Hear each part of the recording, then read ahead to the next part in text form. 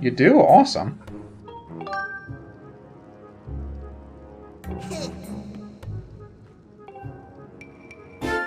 And for helping him out, we get digging mitts.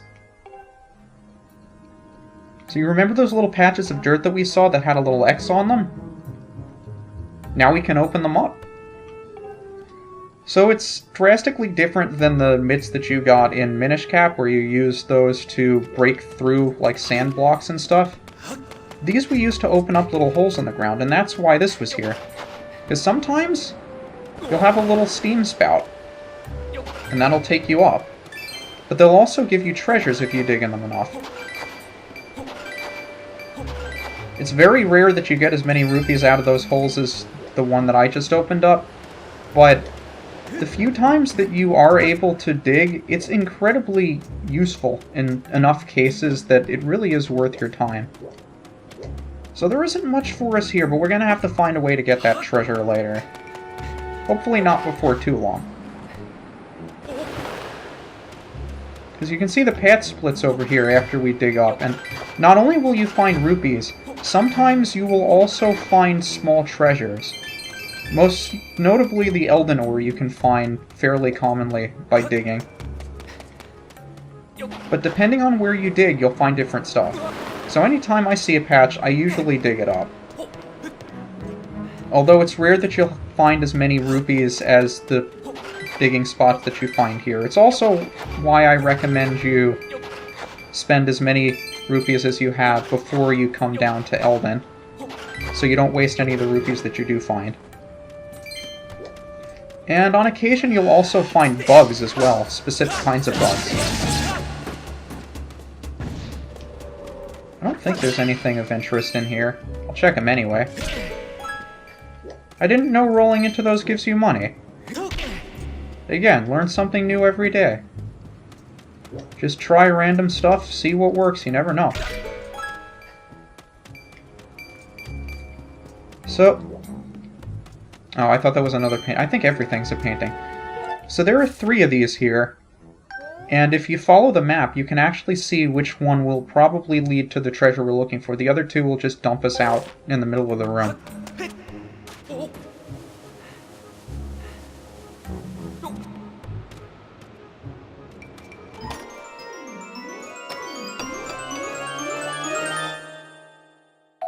Again, just for some Elden ore.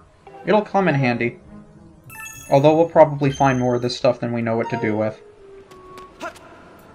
So that does it for this area. We should be able to make it out of here and progress further up the mountain. I think we've wasted enough time. So you'll find a lot of these holes where the little fire dudes are hiding, and they're not going to make it easy for us to get around. Oh! Hi! Sorry, if I saw your hair sticking out of the hole, maybe it'd be easier to spot you.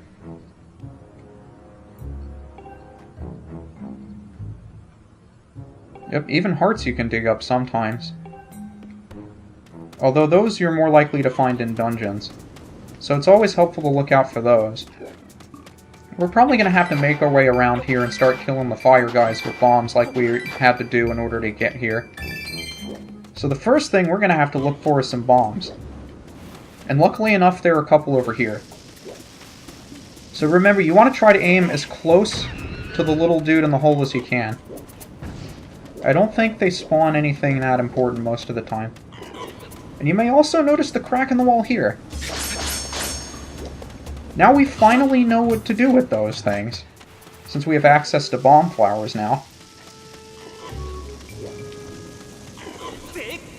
And if you're really impatient, you can also activate them by swinging your sword at them. Of course, you take damage for it, but sometimes you're in a hurry. You don't feel like waiting. Especially when it's worth 100 rupees. So I'm thinking we're going to have to do a lot of backtracking to buy more stuff before we go in, because I don't want any of this money to go to waste. I forget where the dudes are. Not close enough. I kind of want to explore the rest of this place, like, to see where all of the other things are, but I want to say that I've shown you all the important stuff. I think I adjusted to the right just too late. Because there's a slight adjustment just before you throw the bomb. And that tends to throw me off a bit. I think that's it, though, because you see that we weren't able to get here before, and there's the exit. And if I remember correctly, there are a couple of digging spots around here. That's the one we want to use to leave. I don't remember if there's anything useful over here. Probably not. Oh, there is a couple digging spots back here. So you can see, we started this area with, what, like 40-something rupees, and we've already got 300? And most of these were just from digging spots. I mean, granted, some of them had a few 20 rupees that were very unlikely to find anywhere else. But it's a really good idea, and there's some Elden ore too, really good idea to empty your wallet before you come down here. So out we go, and hopefully this puts us further up. So we entered down there, we made our way up here, and if I remember correctly, everybody's surprised to see me. Like, nobody talks to each other. Another guy in black.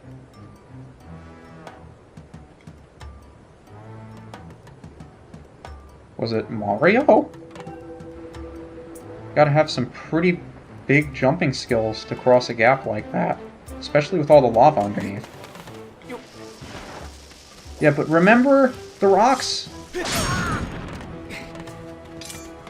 We can make our way through now. So that's a nice little shortcut. I don't know if there are any shortcuts that are worth opening up now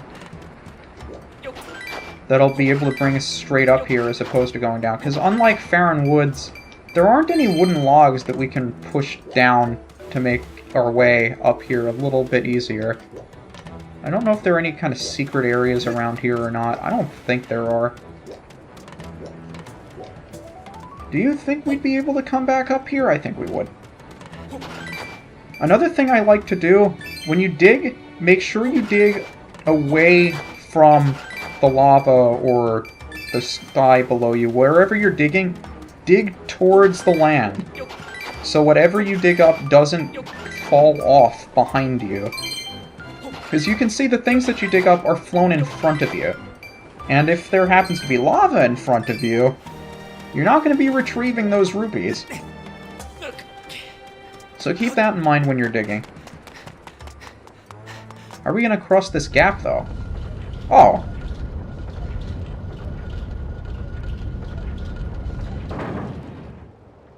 Hey! You're not Zelda or Girahim, are you? You look human. How do you know who Zelda is?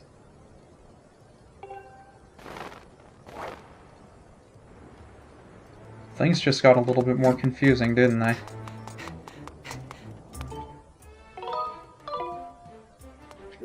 So let's see what else we can do around here. Got more bombs around here. And if there's something blocking this, I have a feeling, and call it a hunch,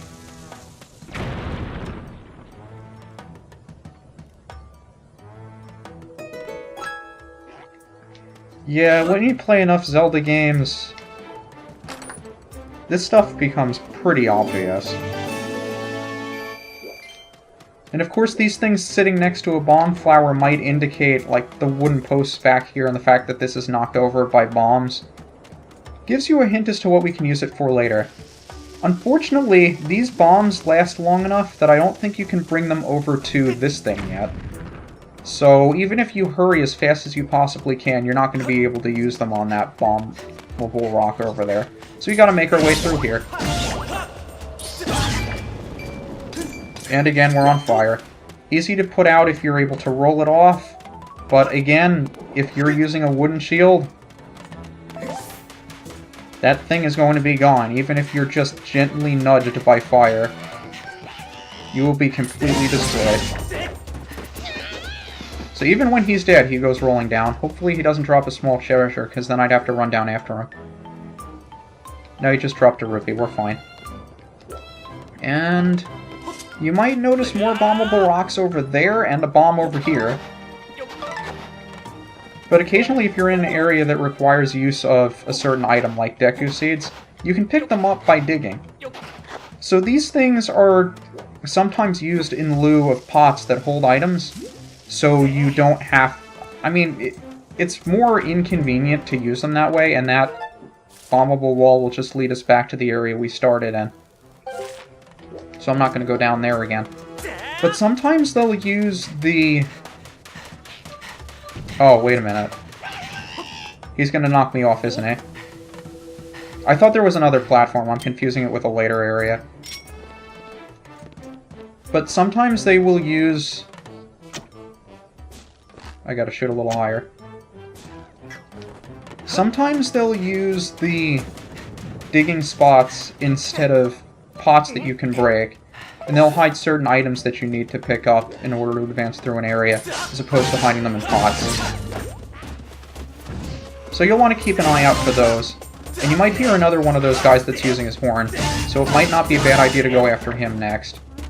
Wherever he happens to be. Probably hiding in a house like a little jerk. If he's not, he's probably up there. So that'll at least get him to shut off. But if you remember the broken down tower that was next to some bomb flowers, it's your indication you can do this.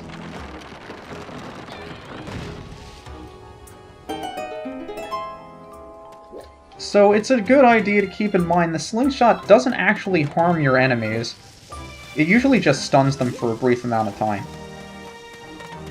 I don't think there's anything in these places aside from a couple of digging spots. And, like I said, you can find some bugs sometimes. Come over here, buddy! Buddy! Aw, oh, I caught him anyway. That works. Wonder what's in here, though.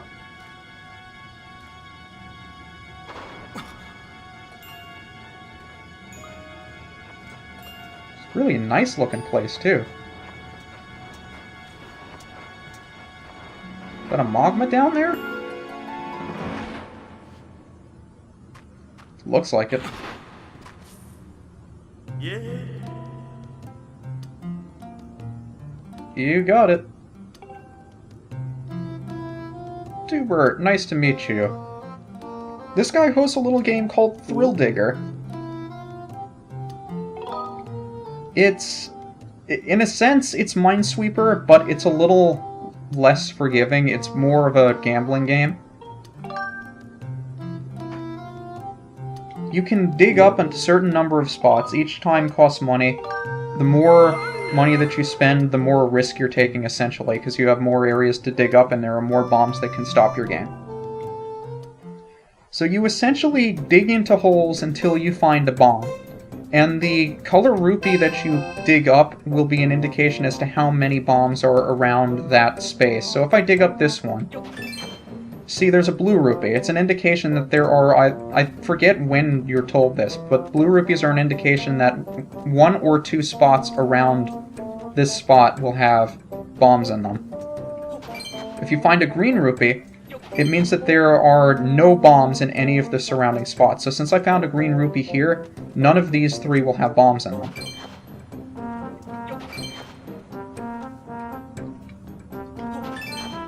So you can see I found a green rupee over here. That means these 3 are also free. And since I found a green... Wow, do I have an entire side here that has absolutely no bombs in it? Okay, so I have a 50-50 chance of finding bombs in any of these spots, really. So it's a bit of a crapshoot. But we've already earned our money back. Not by much, though. Oh, man, we missed 220 rupees. That's a shame. So we just made a tiny little profit. Yeah, let's try intermediate. Probably not going to do as well in this one. Ooh. But here they also have Rupors, which if you dig up, you lose 10 rupees. And as you can imagine, there are more bombs here as well. So the higher difficulties are even more difficult to clear out. But it's also worth noting that you can like on the first turn, you can dig up a bomb as well. Yep, there it is. Look at his face. He's so angry. Now, these things also count as bombs. So if you're digging around and you pick up a rupee color, this thing will be classified as a bomb. So all of the rupees around this space will think of this space as a bomb. There's another rupor, so that sucks. But around it was a 20 rupee. So we made some money back. It's a green rupee, so everything around here will not be a bomb. Now, the trick is, it doesn't leave an indicator around here as to which rupees were in which spaces. So you're gonna have to do a pretty decent job remembering what was where. So, like, I think this one was a red, or I don't even remember. Like, most of these were blues, so really just take your best guess and pray that you don't hit a bomb. That's really the only advice I can give you on something like Intermediate. I mean, I'm not the best at these. Wow. I should probably be paying more attention, because I could probably figure this out based on how many of these we found already. Because I have a feeling most of the ones we've hit so far are blues, and if I gave it some thought, I could actually figure out which ones were which. But I really don't want to give it much thought. I'm kind of hoping that I hit a bomb at this point, because I want to end the game. I think I might have missed a couple rupees. Oh, a decent number of rupees, actually. Maybe Intermediate's not as bad as I thought it was. So you can make a decent number of money, and the higher up you go, the more of a risk you take, but the more of a reward that you can reap. I think I'm done for now, but it'd be interesting to talk to this guy. See what he has to say about this sort of game, because it's the first time we've run into a little mini-game like this.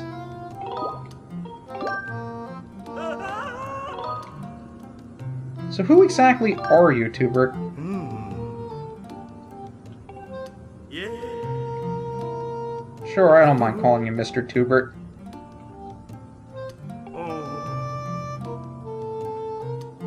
Well, rupees are kind of easy to find, although, given the fact that I'm digging all of the rupees up, you'll probably get a little more business around here if you could just give it a little time. Aww. Sorry, Tubert. What about those glasses, though? Can't argue with you there.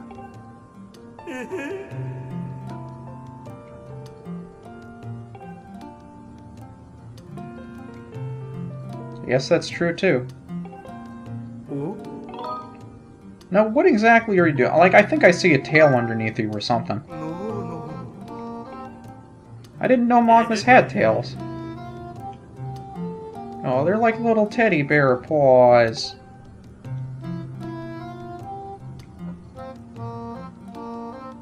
Hard to believe, given the fact that you say I'm your only customer. Well, I think that's everything we have to talk about. If you talk to him 3 times, he'll give you some advice. You may have noticed some of the shiny rocks in the walls. So he gave us the idea of slinging something at it. So you see all of these around here. All the little blue rocks. If you hit them in the right spot, you'll get rupees for them. But again, we only have so many slingshot seeds, so I don't know if it's worth hitting these too much. I mean, you can find them scattered about all over the place, though. So it's up to you if you want to play with it or not.